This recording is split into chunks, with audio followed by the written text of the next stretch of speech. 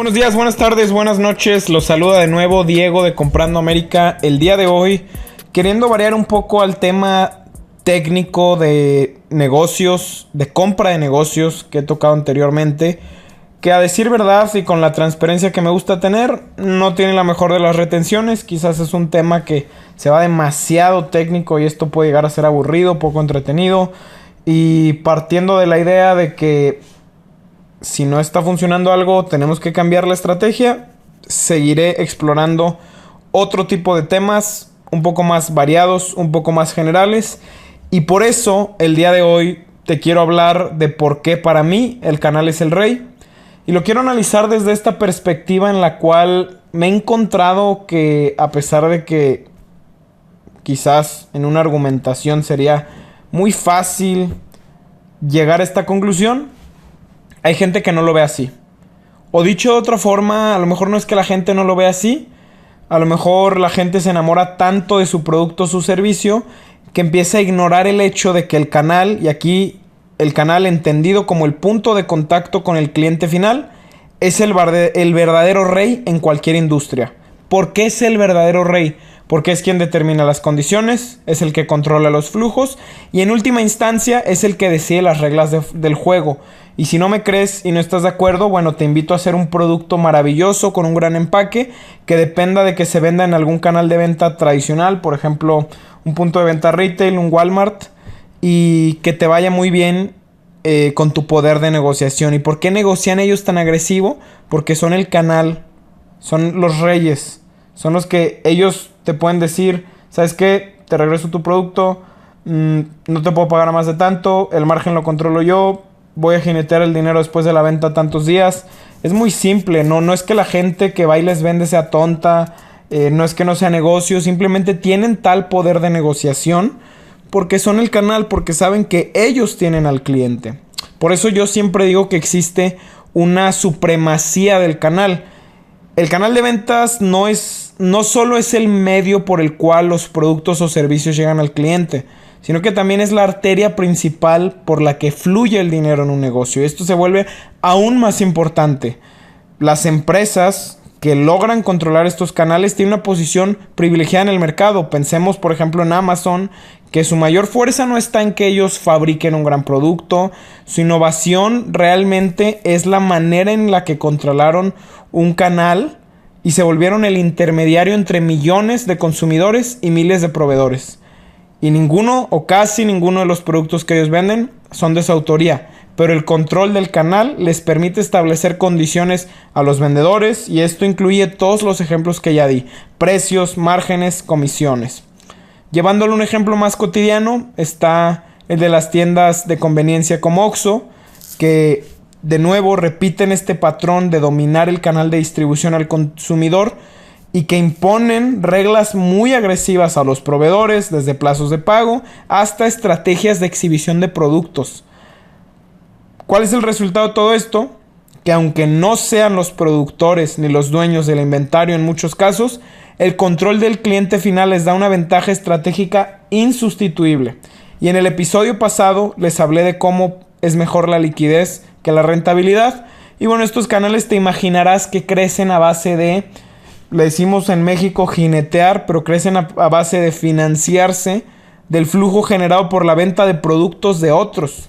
Entonces ellos ya cobraron algo que se produjo hace semanas o meses y aún así van a agarrar un plazo para usar ese dinero para su crecimiento y a ti como productor, como proveedor, te van a hacer esperar.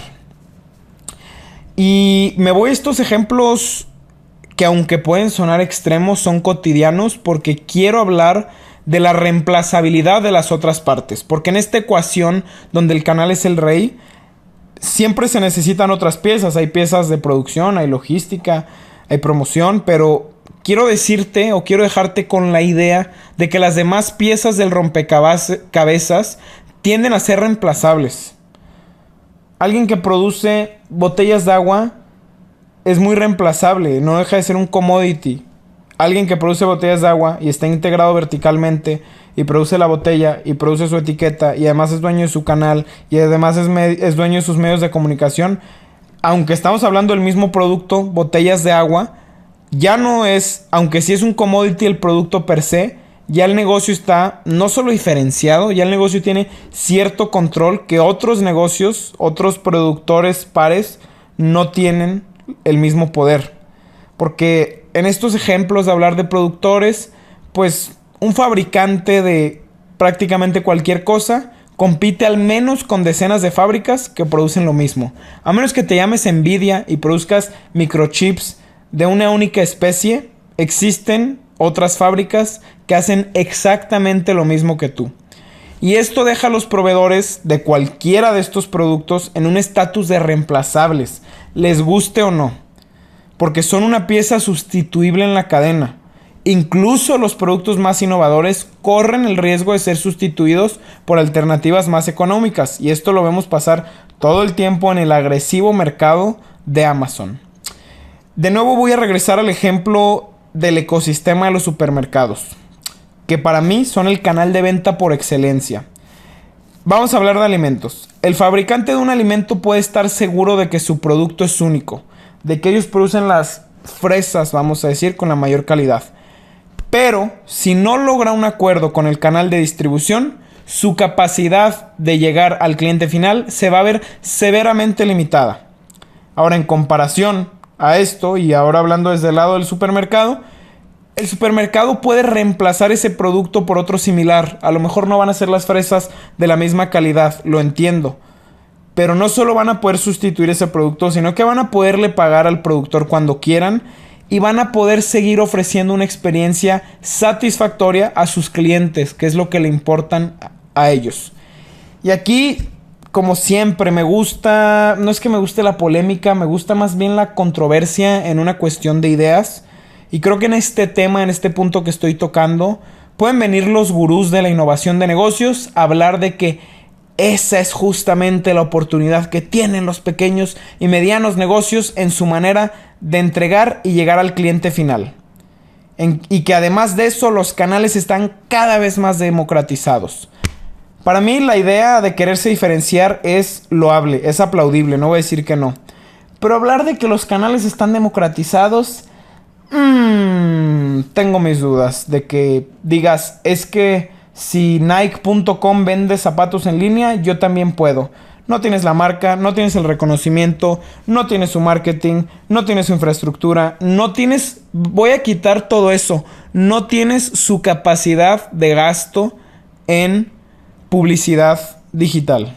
Entonces, eso de que los canales están más democratizados, muy cuestionable a mi gusto, pero la realidad es que la mayoría del consumo se sigue propiciando por medio de los canales principales, nos guste o no. Que el e-commerce ha crecido muchísimo, que hay un auge, que cada vez hay más compras digitales. Es más, que se están extinguiendo los centros comerciales en muchas partes de Estados Unidos y de Europa, lo sé.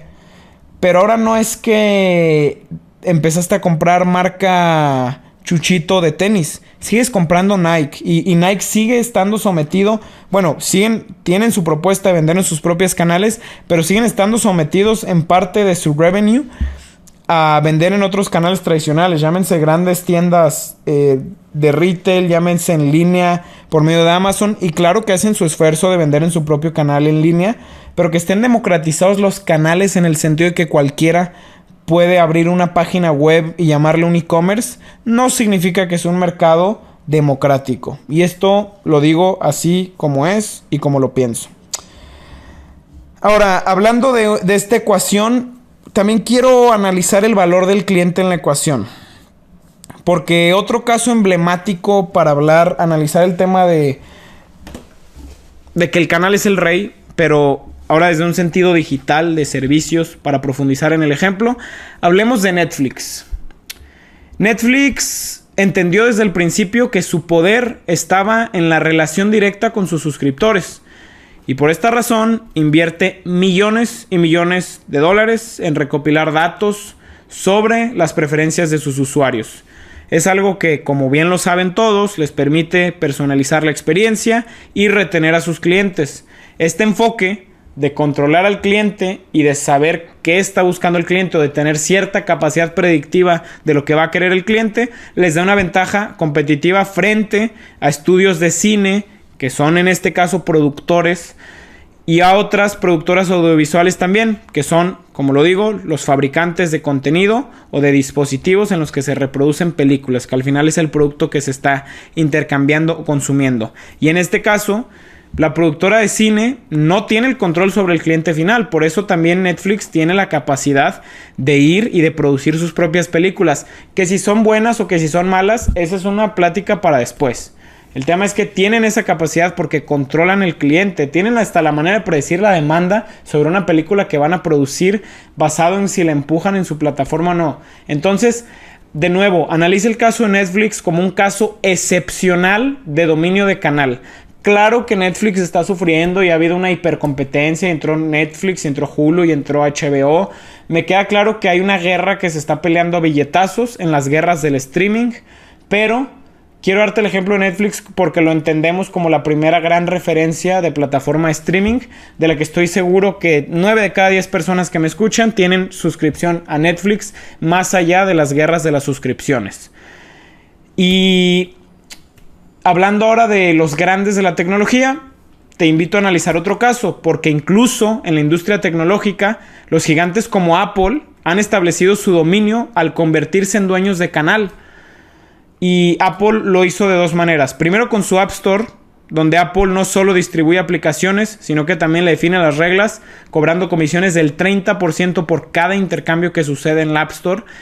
Y además estableciendo altamente rigurosos estándares técnicos que los desarrolladores de aplicaciones deben cumplir si quieren acceder a los millones de usuarios que ellos tienen cautivos en su red de valor. De nuevo, ¿quién es el rey en este caso? Apple. ¿Por qué? Porque ellos dicen, yo tengo al cliente prácticamente secuestrado en una red de valor, como diría el maestro Alejandro Ruelas Gossi. Y en base a eso, tengo un poder de negociación prácticamente ilimitado para exigirle lo que yo quiera a mis proveedores, a los desarrolladores de la app. Entonces, Apple se ha preocupado más por tener secuestrados en su red de valor a los clientes que por producir las grandes aplicaciones de calidad. Es más, las aplicaciones se pelean por entrar ahí, aparecen y desaparecen, se gastan cientos o miles de millones de dólares al año buscando crearse nuevas aplicaciones que van a entrar al canal de App Store y se pelean solo para jugar con las reglas y con los estándares que Apple les da, para además darles el 30% de cada dólar que se mueve por medio de sus aplicaciones. Entonces, si te sonaba muy loco decir que el canal es el rey, bueno, creo que te estoy dando otro ejemplo donde es complicado decir que entonces no es así. Y pasando al cierre de este episodio, porque voy a intentar que no se vuelvan tan largos, quiero contestar la pregunta de, oye Diego, ya me dijiste, el canal es el rey, pero ¿qué implica esto para los negocios? Después de reflexionar sobre esto, yo llego a las siguientes conclusiones y te las comparto. Primero, creo que como negocios, como empresas, más que centrarnos exclusivamente en los productos o en los servicios que ofrecemos, debemos preguntarnos cómo podemos estar más cerca todo el tiempo de nuestros clientes.